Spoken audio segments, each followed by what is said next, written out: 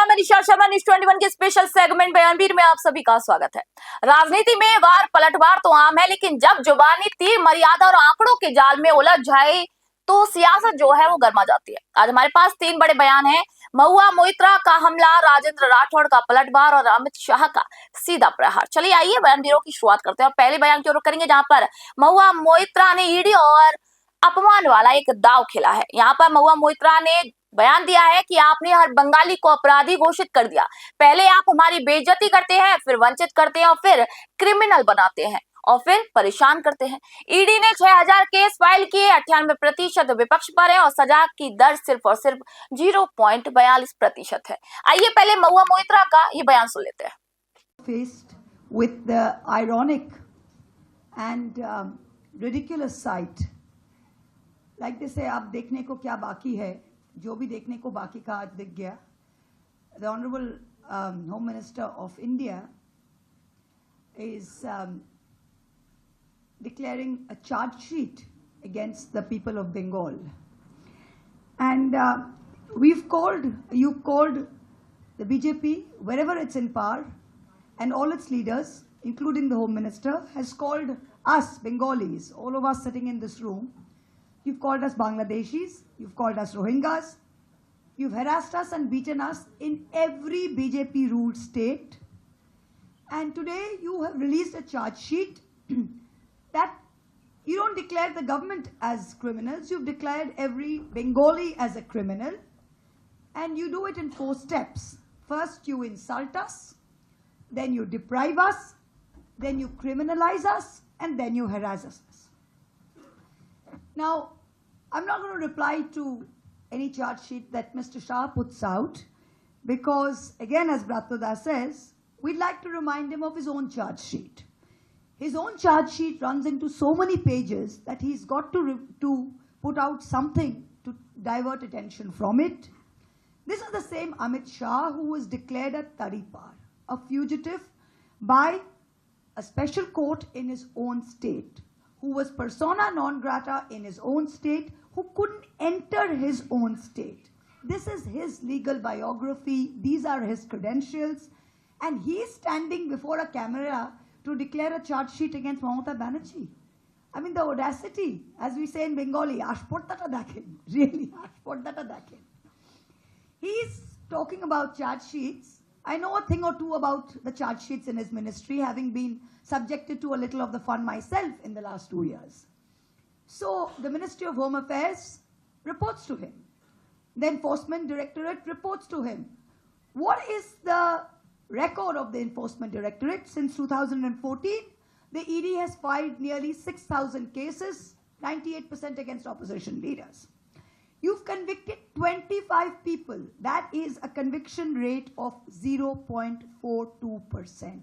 That is your conviction rate. तो महुआ मोइत्रा ने यहाँ पर बंगाली अस्मिता और आंकड़ों का कॉकटेल एक तैयार किया है। 42% कन्विंसन रेट का यहाँ पर जिक्र कर उन्होंने जांच एजेंसियों की जो साख है उस पर सवाल खड़े किए हैं।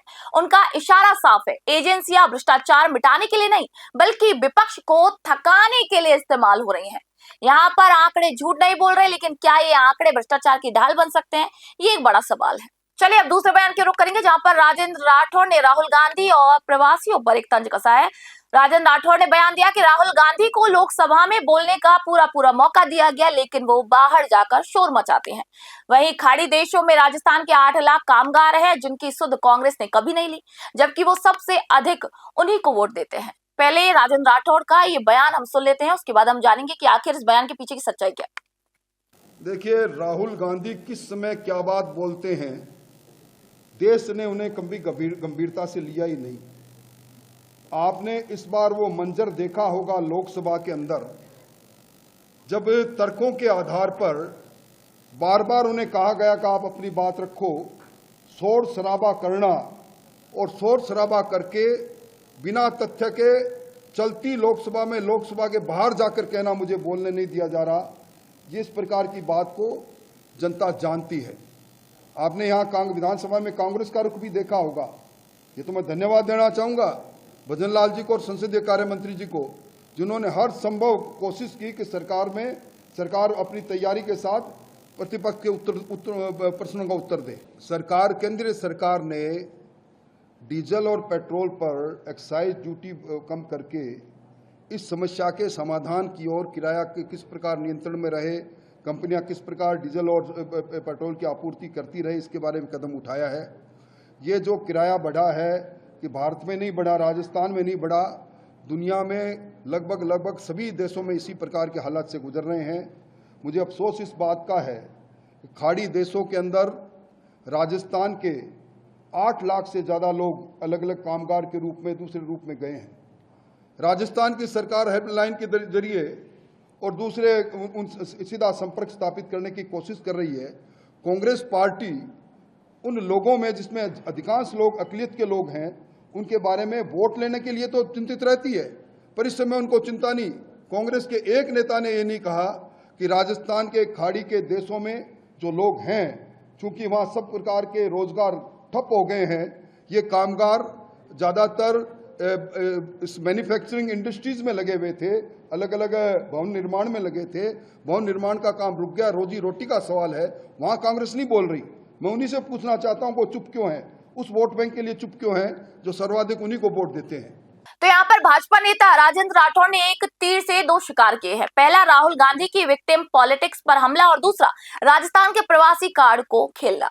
यानी कि खाड़ी देशों में रहने वाले राजस्थानियों का मुद्दा उठाकर उन्होंने कांग्रेस को उनके अपने ही वोट बैंक के मोर्चे पर घेरने की कोशिश की है।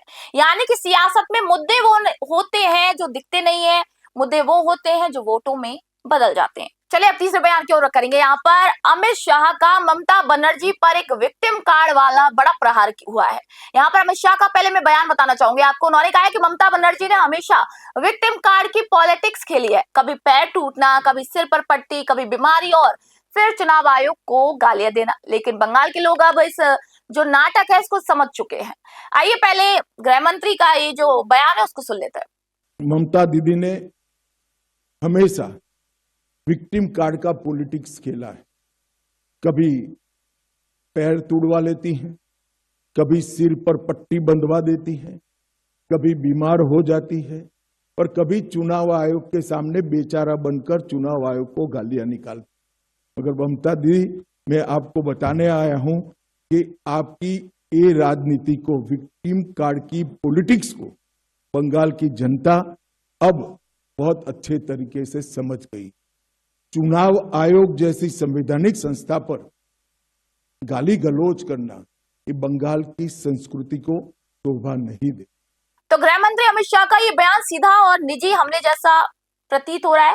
उन्होंने ममता बनर्जी की राजनीतिक शैली को सिंपैथी कार्ड करार दिया। जो यहाँ पर शाह यहाँ ये संदेश दे रहे हैं कि बंगाल चुनावों में अब चोट और बेबसी के नाम पर वोट नहीं मिलेंगे, बल्कि मुकाबला अब सीधे परफॉर्मेंस और प्रोपेगेंडा के बीच है। यानी कि बंगाल की जंग अब मरहम और पट्टी से आगे बढ़कर मुद्दों की सीधी एक लड़ाई बन चुकी है। तो ये थे आज के वो 3 बड़े बयान जिन्होंने सियासत के पारे को बढ़ा दिया है। अब देखना ही होगा कि आगे क्या कुछ होता है, क्योंकि चुनाव आने वाले हैं। तो पश्चिम बंगाल की क्या सियासत बदलने वाली है या नहीं बदलेगी, ये तो आने वाला जो वक्त है वही तय करेगा। लेकिन फिलहाल बयानवीर में इतना ही। नए नए बयानवीरों को देखने के लिए, उनके बयानों को सुनने के लिए देखते रहे न्यूज़ 21। मैं निशा शर्मा आप सभी से इजाजत चाहूंगी।